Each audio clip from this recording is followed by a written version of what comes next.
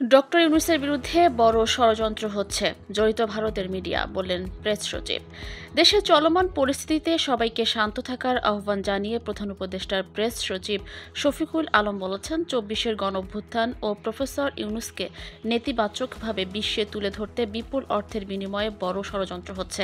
এতে জড়িত রয়েছে ভারতের মিডিয়া। শনিবার ৮ ফেব্রুয়ারি জাতীয় প্রেসক্লাবে দ্রোহের গ্রাফিতি ২৪-এর গণঅভ্যুত্থান প্রকাশনা উৎসবে তিনি এই আহ্বান জানান।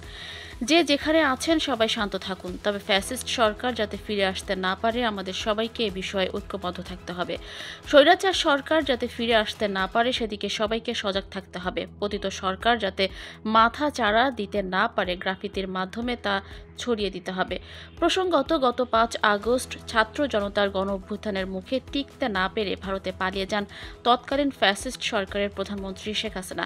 জনসমর্থন না থাকলেও মূলত ভারতের মদদে ক্ষমতা কুক্ষিগত করে রেখেছিল আওয়ামী লীগ। শেখ হাসিনার পতনে অনেকটা হতাশ হয়েছে নয়াদিল্লি। তাই তো শুরু থেকেই ডক্টর ইউনূসের নেতৃত্বাধীন অন্তর্বর্তী সরকারকে বিতর্কিত করতে নানা গুজব ছড়াচ্ছে ভারতীয় মিডিয়া। এ নিয়ে সরকারের পক্ষ থেকে একাধিকবার প্রতিবাদ জানানো হয়েছে, কিন্তু তাতে কর্ণপাত করেনি ভারত।